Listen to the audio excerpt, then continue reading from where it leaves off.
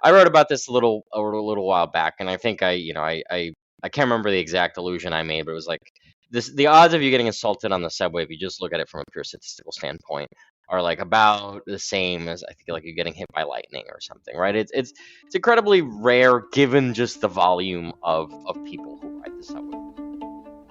That was reporter Felipe De La Hoz, and this is Epicenter NYC. We connect our communities to news, information, and each other. I'm your host, Amber Castillo. Despite statistics suggesting that New York remains one of the safest large cities in the U.S., the lived experience for many of us tells a different story. So why is there such a disconnect between the numbers and our feelings of safety? Today, as Mitra Kalita, co-founder and publisher of Epicenter NYC, talks to reporter Felipe De La Hoz about the current crime landscape. They'll touch on the nuances of crime data, comparing New York City to other parts of the country and to its own historical trends. They'll also explore how the pandemic has impacted crime rates and address the complex issues intertwined with public safety that many of our neighbors face, like homelessness and mental health. Before we jump in, a quick message from our team. Hi, I'm Carolina from the Epicenter NYC team, here to remind you to safeguard your fun, your plans, and your trips. Get vaccinated and don't let illness cancel your joy. It's your season, not flu season, not COVID season. You can schedule your appointment now, and we can help. Send us a note at hello@epicenter-nyc.com or call or text us at 917-818-2690. Now back to the show. Here's Mitra and Felipe. I wanted to focus this week on crime in New York City. It just feels like we're in a moment where the conversation is hitting higher pitch levels. I'll frame out why this is on my mind. Some of it's, of course, the subways. And we at Epicenter have been covering violence on the subways, the safety on the subways. And then there's like kind of more just like stuff that's hitting closer to home. And Felipe, as you know, I have two girls, and we've been talking a lot about strategizing their walks home at night. My elder daughter had a friend who was living with us for the last 6 weeks, and she's new to New York. So granted, some of my concern was that I'm dealing with someone who's just like not raised in the way that my kids have been. But nonetheless, I'll be honest with you, like I didn't really plot those movements for them last year or the year before. So as I was paying attention to like my own behaviors, I just thought I should turn to you for a bit of a gut check on whether other New Yorkers are also being more cautious and if there's something more going on here. I think it's important to note that we've been here before, like in Jackson Heights during the Trump years, for example. There would be rumors of deportations or ICE or racist incidents on the streets. And so definitely for some communities, and my household included, we've retrenched before. So I don't want to make this only about crime, that sometimes there's like a climate issue going on too. So a basic level, like is New York City less safe than 4 or 5 years ago? Yeah, so I think, the question of crime is always interesting because a crime rate in and of itself doesn't necessarily mean that much unless you kind of look at it comparatively. And so there are ways to look at this comparatively. There are kind of different approaches that you can take. You can look at it, New York City compared to itself, New York City compared to like the country, New York City sort of compared to like general trends. So kind of depending on what you, like how you frame the question, you can arrive at sort of different answers, even if the data is relatively the same. So, starting with like how New York City compares to other parts of the country, this is just something I always like to emphasize. We have among the lowest major crime rates. I was looking at some data. The New York Times actually had some recent charts that were pretty helpful in looking at, gun homicides. It's just an example where they are much, much higher, even in kind of suburban and rural areas around the country than they are in New York. And sort of sometimes we forget that because there's kind of a magnification effect where if somebody gets shot on your block, and there have been a few shootings on my block in the last several years, it feels like it hits very close to home. Nonetheless, if you look at it in terms of a function of like density and like how many people live in the city and sort of like how frequent it actually is statistically for violent crime to occur, it's relatively rare. So to go back to your question of New York City compared to itself, New York City's crime rates basically had been on a precipitous decline starting roughly in the kind of late 90s, early 2000s. And that decline continued essentially unabated until the pandemic. Then the pandemic hits, all kinds of, social, political, economic effects, flow downstream from that. There's an uptick. One thing that I always kind of try to emphasize in these conversations is that, if something jumps from 1 to 2, you can say that it jumped 100%. And if something jumped, from 10 to 15, it only jumped 50%. Nonetheless, the second number remains higher. And so the crime rate, especially what we call kind of index crimes, murder, robbery, assault, rape, that kind of thing, ticked up in a way that was, marked during the kind of the pandemic and kind of 2021 and a little bit 2022. But it hasn't actually even approached the levels that it was at, not just in kind of the bad old days of the 80s and the 90s, but even like the mid 2000s, and kind of like the earlier part of the century, right? And so we never quite, got even within striking range of that. And this year, kind of the latter part of last year and the earlier part of this year, the crime rates have started falling again.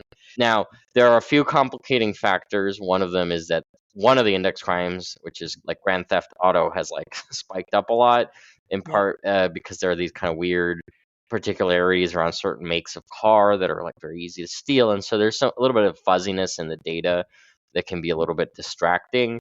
Big picture, I would say that there are causes for concern in certain realms. And obviously, it doesn't really make a lot of sense to talk about New York City as a whole because the crime rates vary so dramatically. And so insofar as there are hotspots, it's basically where the hotspots have long been, and those have experienced, upticks in crime. But sort of, big picture, I don't think it's accurate to say that, New York City is experiencing anything like a kind of this big resurgence of crime. I wanted to talk about the subways. This is an area where I hear a mix of anecdote and also, the increase of homelessness on the subways feels undeniable. I just wondered if you've looked at the data around whether the New York City subway system is safer than it was before. I wrote about this a little while back, and I think I can't remember the exact allusion I made, but it was like this: the odds of you getting assaulted on the subway, if you just look at it from a pure statistical standpoint, are like about the same as I think like you're getting hit by lightning or something, right? It's incredibly rare given just the volume of people who ride the subway, which are number in the millions per day. Obviously, again, it sort of depends a lot on like the station and where you are. There are a few factors here that I kind of want to take piecemeal. Ridership is way up in comparison to the absolute cratering of ridership, during the pandemic. It's up to basically pre-pandemic levels, generally speaking, in the subways in particular, which is a good thing. The subways need ridership. It's the lifeblood of the city, etc. That kind of has, that can cut both ways. So in a lot of cases where, ridership was very low, you had kind of areas that were a little bit desolate and people were afraid of kind of like riding alone and platforms and cars that were, often didn't have that many people in them. But obviously, once you kind of get everyone back on other trains, now you have a lot more people and a lot more potential for friction. And there have been, I think, to put it diplomatically, people's ability to sort of navigate social interactions that might be tense or distressing has seemed to have suffered since the pandemic. And so there's, and you hear this in all sorts of sectors like airplanes and just customer service where people are just more prone to kind of like, exploding or whatever. Then I think there's kind of these issues that sort of get, and you alluded to this, kind of like folded into the issue of crime, but aren't really like crime per se. So homelessness, for example, obviously the shelter system is overburdened right now. I mean, it was overburdened already to a certain extent, but like with the sort of almost parallel migrant shelter system, there's just a stretching of resources and rents have continued to go up. There was a slight dip, I think, at some point this year, but by and large, rents are way up since kind of they nosedived during the pandemic. And so a lot of New Yorkers, I think there was a study by I think the state comptroller or there was an analysis of data. The city does a housing vacancy survey every, I think, 3 years in conjunction with the Census Bureau. And essentially an analysis of that data showed that I think a full third of New Yorkers are now severely rent burdened, meaning that they're spending about half of their income on rent. And so then people get pushed out onto the streets, and like seeing people who are homeless often sort of makes commuters uneasy, even if there's no quote unquote crime happening per se, right? It's just kind of like there's a kind of a perception that's a dangerous situation oftentimes, that then I think intermixes with mental health. So there was a study, I think also by the state comptroller recently, that found that our capacity, our kind of mental health beds have declined and are not actually keeping pace with what is an increasing need. And so there are often people who just are not receiving care that they need, and so they end up where they end up. They end up on the subways, in part because that's often the only shelter that's available. Right? I mean, the city obviously has a directive to shelter people, but people often don't like to go into the shelters. And then where do you go? You go into the subways, right? And so, I mean, obviously, there's drug use is a we actually have had another rise in overdose deaths in the last year, which is very unfortunate. And the opioid epidemic in particular is kind of ravaging the state right now. We have actually some very concerning numbers on that front. And so people are suffering from kind of a confluence of events, often that feed into each other. And so I think they get pushed into the subways. They might be struggling with mental health issues. They might be struggling with drug abuse issues. There's a patchwork. I think I actually wrote about this for Epicenter recently. There's kind of a patchwork of systems that are supposed to deal with that. There are city systems. Some of them are like NYPD training. Some of them are like Department of Homeless Services. And there's the state teams that have clinicians, and they're all kind of working around each other. But even those teams, right, they often they're like, oh, do you want to go to a shelter? Do you want to go receive treatment? And they can offer something for like a couple of days or something, but people end up back on the streets. I mean, without kind of additional shelter beds and more broadly affordable housing, we can't solve the problem fundamentally. And so people see that and they feel that those situations are dangerous, and sometimes they turn dangerous, right? They're not always dangerous, but they kind of can lead into danger. And so that, I think that perception as well kind of like also creates a kind of an environment of unease, even if the kind of technical incidence of crime remains pretty low. In the groups that you're speaking of, or kind of the social issues around this, one of the areas that you write about, I think more eloquently than anyone else I know, is immigration. You've written about migrants being scapegoated by this administration, and in a number of issues that the city says it's tapped out on its budget, and migrants are to blame. I'm just wondering if there's any correlation with some of the perception that you're talking about, the arrival of migrants in the city, and really any real data that you've seen around, their presence in crime stats, or in is there like a drain on any of the social services that you're talking about in terms of homelessness, mental health, drug addiction? Like, is there something to connect there? These issues have been interlinked in the kind of the public imagination, including by the mayor himself, which I still sometimes just randomly think about that time that he went on an NYPD raid and personally donned a bulletproof vest and went on a migrant crime ring raid or something. Clearly that was, he wanted to make that association. He would probably deny that, but it was obvious. And a lot of other people have tried to make that association. I was actually looking at, there was a Newsweek poll of about 1,000 New York City voters that found just this week that many, 70% of people blamed migrants for the, quote unquote, current crime rate. And, basically sort of majorities of voters have in their minds current migrant arrivals and crime as sort of a linked issue. There have been some sort of high profile incidents. So there was the, so-called migrant beating in Times Square that involved, several police officers getting into an altercation with migrants. I mean, as I wrote about, I think a a couple of months ago, that was a more complicated issue than it sort of appeared in the in at first glance. Body camera footage, subsequently contradicted some of what the police had said and whatnot. But then it's kind of the image that gets burned into people's mind. Now, I will say though that having looked at this data and sort of talked to a number of people about this, I mean, I really can't find anything to indicate that there really is any link, almost at all.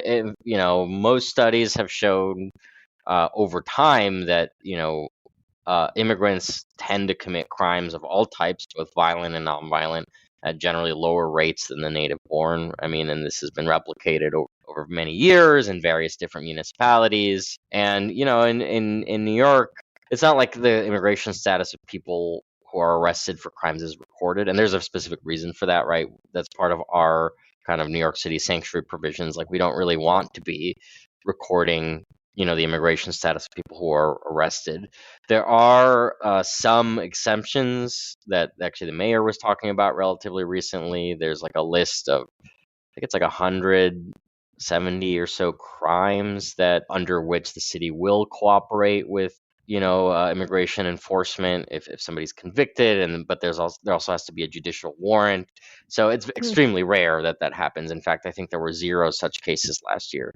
So that's kind of an aside, but there just doesn't seem to be any evidence, at least in terms of crime itself, that it's being driven to any sort of measurable extent by immigrants. Now, I think there is some concern on the horizon currently because of the city's recent settlement or agreement with the Legal Aid Society to modify the so-called right to shelter, the Callahan Consent Decree, that would, basically cap shelter stays for adult migrants at 30 days.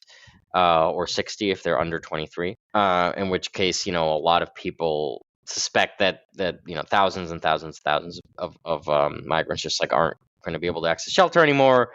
It's unclear, how that's going to affect things. Obviously, if people get desperate enough, there's a chance that criminal activity will occur. Though, I mean, I would imagine that insofar as it does, it'll be shoplifting from the supermarket or something. I mean, there's nothing that I have seen that to me signals that there's any concern that people will be engaging in violent crime. Now, obviously, any population that's large enough, you're going to have people who in that population who are going to be, engaged in sort of violent criminal activity. But on a statistical level, there's really nothing there. Now, in terms of kind of broader resources, obviously, I have criticized some of the administration's accounting practices when it comes to migrant spending, and I think that's actually been somewhat vindicated because they have changed those projections a lot, and a lot of the cuts that were implemented have been reversed.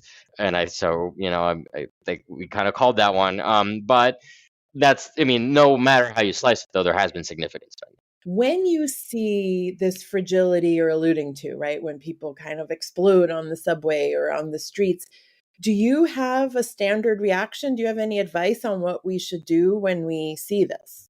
Yeah, I mean, I would say, first and foremost, don't just sort of put yourself at personal risk, right? If somebody's really having a kind of a violent outburst or something like that, it's not on you. It's not your job to intervene in that kind of a scenario. But if somebody just seems like they, need a little bit of help, I mean, sometimes, just talking to people can make them feel seen. A lot of the problems arise out of people who just feel like they're kind of invisible, or that no one's kind of understanding what they're going through. So just talking to people I think goes a long way. There are teams that kind of go around the subway system, in particular, kind of looking for people to provide services to. They will have oftentimes there are nonprofits, and then there's city homeless services personnel. If you get the police involved, and sometimes that's necessary, I would stick around. I think it's always your right to observe and film the police. By the way, there is no this has been ruled on by the courts. You are allowed to film police activity, and I think kind of just making sure that things go smoothly is a good thing. To read our full story and what's really going on with NYC crime, click the link in our show notes. That's all for today. Thanks for listening, and thanks for supporting us as we do our best to support our community. We couldn't do it without you. For more stories like this, make sure to subscribe to our newsletter at epicenter-nyc.com. Our intro music is All the Pretty Horses by Karavika. You can find more of their music on their website, linked to in our podcast description.